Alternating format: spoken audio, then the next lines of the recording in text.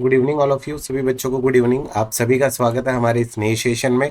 और ये सभी बच्चों के लिए बहुत बड़ी गुड न्यूज़ है कि जो राजस्थान उच्च न्यायालय है, हाई कोर्ट है, उसमें लाइब्रेरियन की जो पोस्ट है उसकी एक नई रिक्रूटमेंट आपके सामने आई है। तो इसी के बारे में डिटेल से चर्चा करने वाले हैं। लाइब्रेरी स्टोरर के रूप में या रेफरेंस असिस्टेंट के रूप में ये जो भर्ती है, और ये एलडीसी के इक्वल है। मैं आपको बता देना चाहूँगा, ये जो भर्ती है ये एलडीसी के बराबर है। जो एलडीसी है उसके इक्विवेलेंट है ये भर्ती। और इसके बारे में डिटेल से हम चर्चा करने वाले हैं कि इस भर्ती में क्या क्या नियम है, क्या चीज़ें हैं, किस तरह से है। पहली बात आ गई, पोस्ट का नाम क्या है।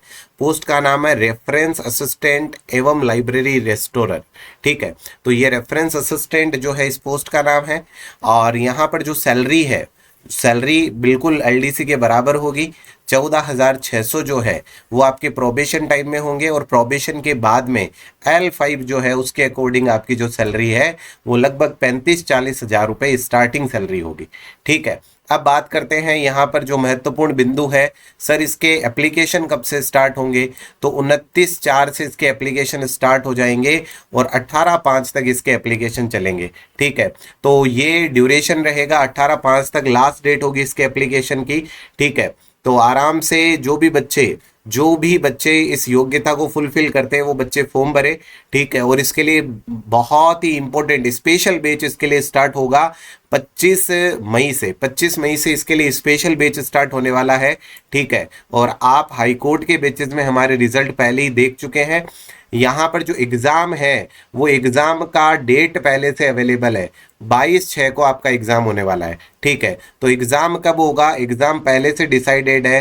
राजस्थान उच्च न्यायालय द्वारा लिखित परीक्षा जोधपुर एवं जयपुर में दिनांक 22/6 को शनिवार को आयोजित किए जाने की संभावना है। लगभग ऐसे मान के चलिए आप, इसी दिन जो एग्ज़ाम है वो होना है। अगर मान लीजिए संख्या ज़्यादा हुई तो इस कंडीशन में हो सकता है कि परिवर्तन किया जाए। ठीक है, अभी आप यही मान के चले कि 22/6 को जो आपका एग्ज़ाम है वो कंडक्ट होना है। ठीक है, और ये ऐसे मान के चलिए बहुत ही कम समय होगा, सिर्फ 15 से 20 दिन का टाइम होगा हमारे पास। एग्ज़ाम लास्ट डेट जो फॉर्म की लास्ट डेट है उसके बाद सिर्फ 15 से 20 दिन का समय होगा। ठीक है, ये फीस की बात करते हैं। 750 रुपये जनरल के लिए फीस है, 600 रुपये ओबीसी के लिए, और 450 रुपये जो बाकी कैटेगरीज है उनके लिए है।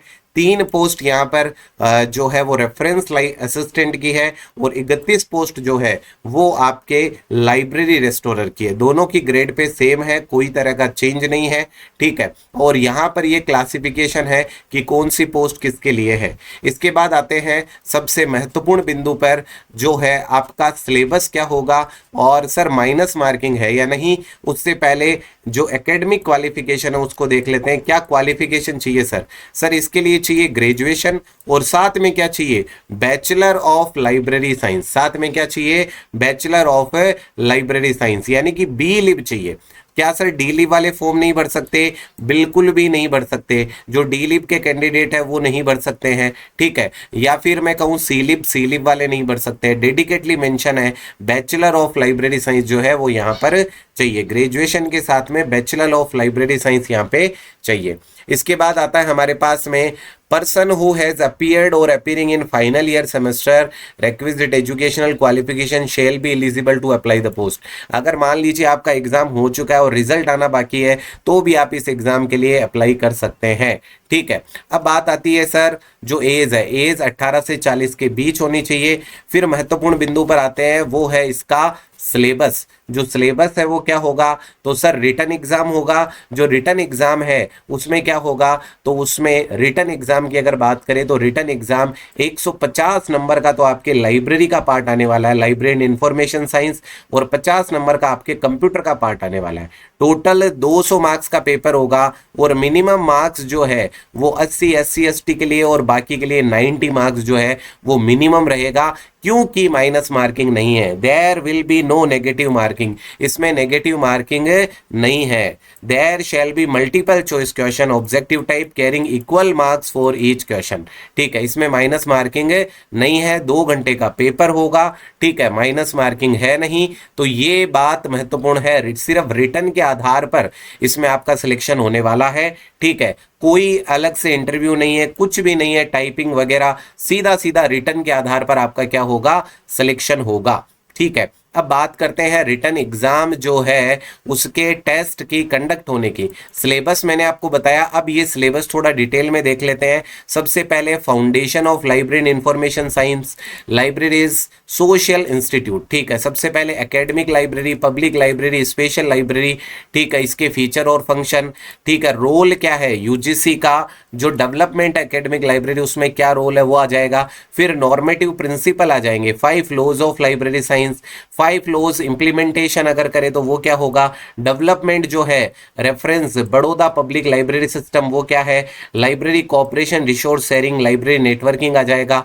Laws related to library information, legislation की बात आ जाएगी, एसेंशियल फीचर आ जाएंगे, press and registry, delivery of book act आ जाएगा, कॉपीराइट, इंटेलेक्चुअल प्रॉपर्टी राइट आ जाएगा। उसके बाद लाइब्रेरी इंफॉर्मेशन प्रोफेशन, उसके एट्रीब्यूट क्या है, library as a profession, library ethics, profession के साथ जो रोल है एसोसिएशन के, प्रोफेशनल इश्यूज 7 देयर रोल, और FID, IFLA, LA, ILA, ALA, IASLIC की बात आ जाएगी।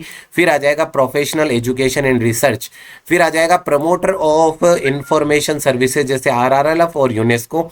उसके बाद आ जाएगा पब्लिक रिलेशन, जैसे फेसेट प्रोग्राम क्या है, पब्लिसिटी एक्सटेंशन क्या है, आउटरीच एक्टिविटी क्या है, लाइब्रेरी पाथ फाइंडर गाइड्स क्या है, factor affecting library development, literacy, publishing, book trade क्या है।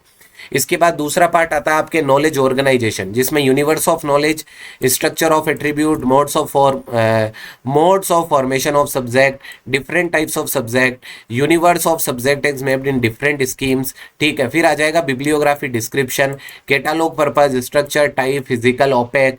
ठीक है, फिर आ जाएगा नॉर्मेटिव प्रिंसिपल ऑफ कैटालॉगिंग, फिर आ जाएगा overview, principle, practice and document description, current trend क्या है स्टैंडर्ड में वो आ जाएंगे। उसके बाद आएगा method of knowledge organisation, general theory जो है क्लासिफिकेशन की वो आ जाएगी, नॉर्मेटिव प्रिंसिपल आ जाएंगे, लाइब्रेरी क्लासिफिकेशन की बात, फिर CC, UDC, DDC, इनके नीड, कैरेक्टरिस्टिक्स, इनके डिजाइन डेवलपमेंट की बात आ जाएगी। ठीक है, डिवीजन और सब डिवीजन की बात आ जाएगी, नेशनल क्लासिफिकेशन, सब्जेक्ट क्लासिफिकेशन। ठीक है, और फिर आ गई बात मैनेजमेंट की, तो मैनेजमेंट और HR मैनेजमेंट और financial management, reporting, system analysis and design, total quality management, library housekeeping. ठीक है, उसके बाद प्लानिंग, फिर मैनेजमेंट ऑफ चेंज, तो उसके बाद आ जाएगा इंफॉर्मेशन सोर्स एंड सर्विसेज। इसकी अगर बात करें तो ये आ जाएगा हमारे पास इंफॉर्मेशन सोर्स कितने तरह के होते हैं, कौन कौन से होते हैं, reference service, information services product, information system and their service. फिर आ जाएगा लाइब्रेरी यूजर, जो लाइब्रेरी यूजर है, technique of library and central survey. ठीक है, और उसके बाद आ जाएगा information user, user education, user study, user orientated जो प्रोग्राम्स है उनकी बात आ जाएगी। फिर basic knowledge about books related law and legal luminaries. ये तो पार्ट हो गया फर्स्ट आपके। पार्ट सेकंड है उसमें overview of computer, basic hardware software, IT gadgets के बारे में, सेंट्रल प्रोसेसिंग यूनिट के बारे में, इनपुट आउटपुट डिवाइसेस के बारे में, कंप्यूटर मेमोरी और storage, application software, system software और यूटिलिटी सॉफ्टवेयर। ये हो गए आपके बेसिक जो कंप्यूटर के क्वेश्चन है वो क्वेश्चन हो गए।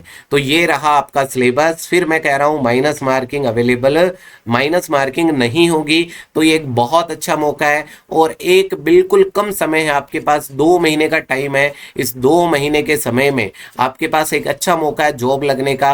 ठीक है, तो जो भी बच्चे ज्वाइन करना चाहते हैं, बेच रिलेटेड जो इंफॉर्मेशन है वो बहुत जल्दी अवेलेबल हो जाएगी। बाकी आप एप्लीकेशन सक्सेस आइकन पे जाके इससे संबंधित जो इंफॉर्मेशन है वो कलेक्ट कर सकते हैं। मिलते हैं नेक्स्ट वीडियो में। अगर आपके कोई डाउट रहता है तो वो आप कमेंट बॉक्स में अपना जो डाउट है वो पोस्ट कर सकते हैं।